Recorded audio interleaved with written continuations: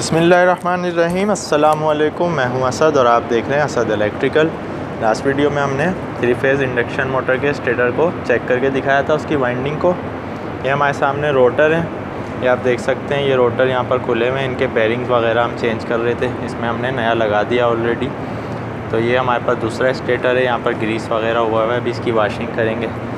ये और रोटर हैं, तो ये बाकी मोटर्स के जो रोटर्स होते हैं वो इस तरह होते हैं। इसकी कंस्ट्रक्शन पर हम अलग से डिटेल वीडियो बनाएंगे, थ्योरी पे जब इसकी जाएंगे कि किस तरह रोटर तैयार किया जाता है। इस पर कोई वाइंडिंग नहीं होती, आप देख सकते हैं। बस इसमें कॉपर की बार्स डालकर एंड रिंग के ज़रिए शॉर्ट कर दिया जाता है। ये आप देख सकते हैं, ये नए बेरिंग हमने लगाए हुए हैं इसमें।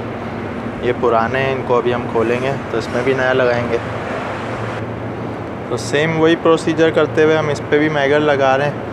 तो ये आप देख सकते हैं, अभी ओपन सर्किट है, तो यहाँ पर रीडिंग जो है इसकी मैक्सिमम आ रही है 2.2 गीगा ओम्स में आ रही है।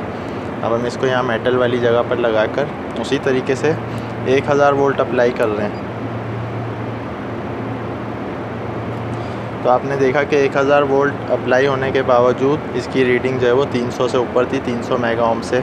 तो ये एक सही स्टेटर है जो कि शॉर्ट नहीं है, जबकि लास्ट वीडियो में हमने शॉर्ट स्टेटर को चेक करके दिखाया था। तो उम्मीद है आज की वीडियो आपको पसंद आई होगी। आज के लिए इतना ही, नेक्स्ट वीडियो में नए टॉपिक के साथ आएंगे। जब तक के लिए इजाज़त दीजिए। अल्लाह हाफिज़।